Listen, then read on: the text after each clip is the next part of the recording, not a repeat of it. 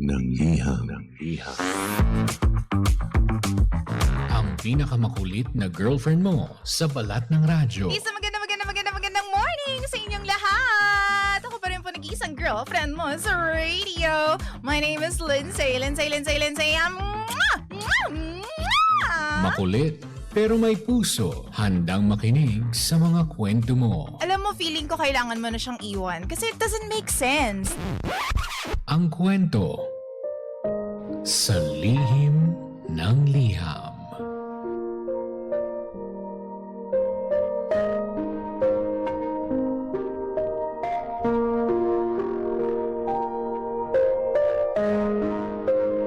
Mahal kong Lindsay.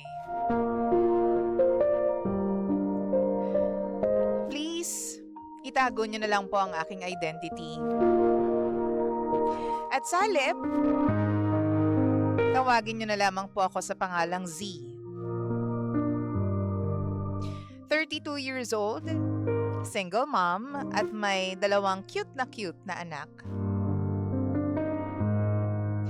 DJ Lindsay, hindi po ako hiwalay na bitter or naghahanap ng sasalo sa akin. Matagal na po akong tumayo mag-isa. Nagtatrabaho po ako sa isang small accounting office sa Makati. Ako po ang nagbabayad ng renta, tuition, groceries, lahat. Pagod minsan, pero kinakaya.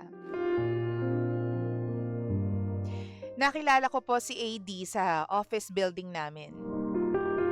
Nasa ibang company po siya, sa IT support. Nagsimula po ang lahat sa isang casual na batian sa elevator. Tapos minsan, sabay din kaming bumibili sa convenience store kapag lunch doon sa malapit sa building namin.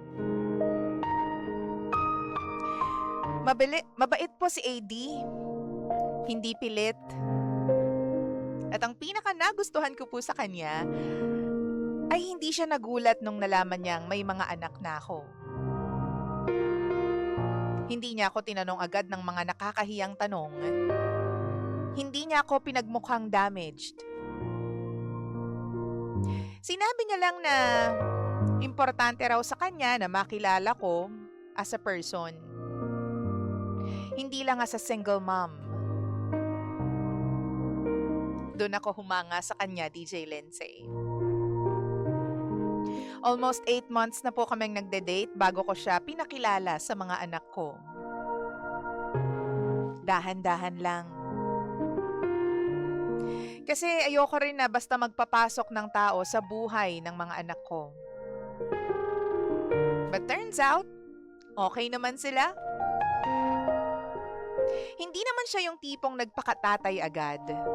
Hindi rin siya trying hard. Nakikipaglaro at tinuturuan magbasa yung mga anak ko. Akala ko tahimik na po ang lahat. Akala ko smooth na ang lahat ng bagay. Until, pinakilala niya ako sa pamilya niya sa birthday ng ate niya sa Parañaque. Nung una, okay naman ang lahat. May mga pagbati, may ngiti. Pero ramdam ko rin yung tingin ng iba.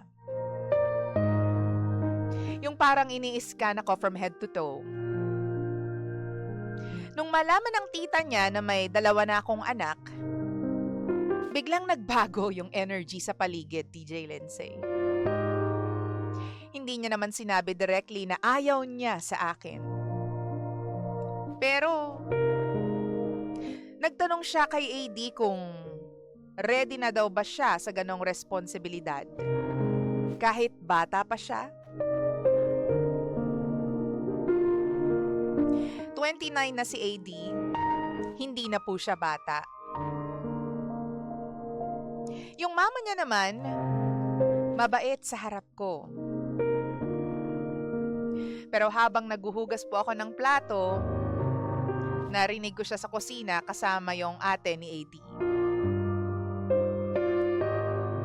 Sinabi niya na sana raw mag-isip na muna si AD kasi Mahirap daw pumasok sa buhay ng babaeng may mga bagahe na. Hindi ko po alam kung matatawa ba ako or maiiyak ako sa narinig ko. Bagahe pala ang tawag nila sa mga anak ko. Hindi po ako nagsalita. Lumabas ako sa likod ng bahay nila at kunwari, meron akong tatawagan. Pero nanginginig po yung kamay ko nun. Parang biglang bumalik lahat ng hiya na akala ko nalampasan ko na sa buhay na to. Pag-uwi namin, tinanong ako ni AD kung okay ako. Sinabi ko sa kanya yung narinig ko sa kusina. Nakita ko na nasaktan din siya, pero ang sabi niya sa akin, kakausapin niya raw yung pamilya niya. Hindi ko siya pinigilan sa part na yon. Pero sinabi ko rin na ayokong magmakaawa para tanggapin lamang ako at ang mga anak ko. After a few days, DJ Lindsay nag-message sa akin ang ate niya. Maayos naman ang tono, pero ang dating sa akin ay isang interview. Tinanong niya ako kung may support daw ba yung tatay ng mga anak ko. Kung naghahanap daw ba ako ng father figure para sa mga bata. And kung hindi raw ba magiging unfair kay AD na may instant pamilya siya? Sinagot ko na hindi ako nakipagrelasyon kay AD para buhayin kami ng mga anak ko. May trabaho ako, may sariling responsibilidad, at kung papasok siya sa buhay namin, it should be because he wants to love us with respect. At hindi dahil na-trap siya at wala siyang choice. Nung weekend na yon, DJ Lindsay, kinausap ni AD yung pamilya niya. Wala ako doon. Pero sinabi niya sa akin yung naging reaksyon ng kanyang mga pamilya.